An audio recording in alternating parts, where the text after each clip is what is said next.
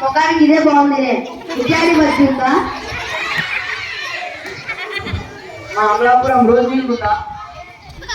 రెండు ఇచ్చే.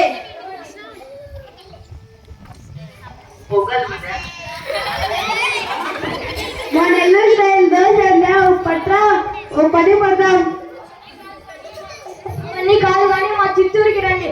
పొట్ట నిండా తినిపించి ఇంటికి సాగరింపుతాం. అయినా మా చిత్తూరు వంటకాల కన్నా మీ వంటకాలు ఏం బాగుండవు. మా గోదావరి వంటకాన్ని చిన్న చూపు చూడాలండి.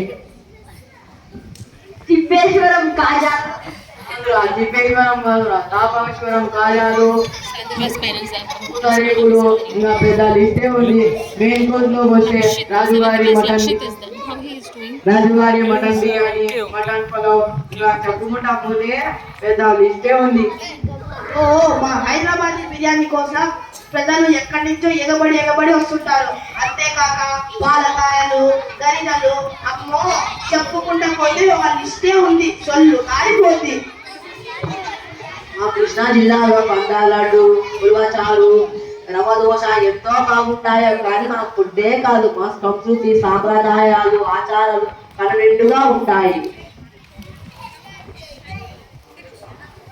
మా నెల్లూరు గుత్తొంకాయ, మామిడి పులుసు, ఉల్లికారం దోశ ఒక్కసారి తింటే విడిచిపెట్టారంటే.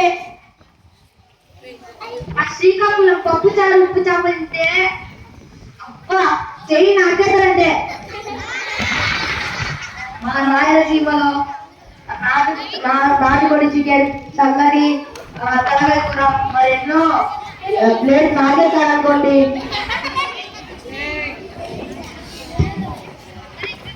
ఎంతైనా మా గోదావరి ఆచారం ఎవరికి లేదు.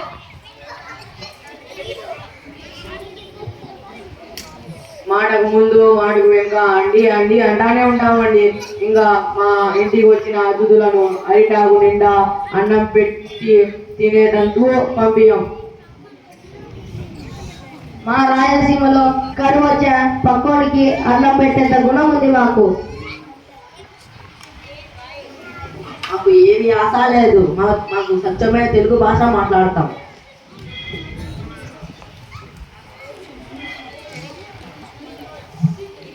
ఎంతైనా మన తెలుగు భాష గొప్ప.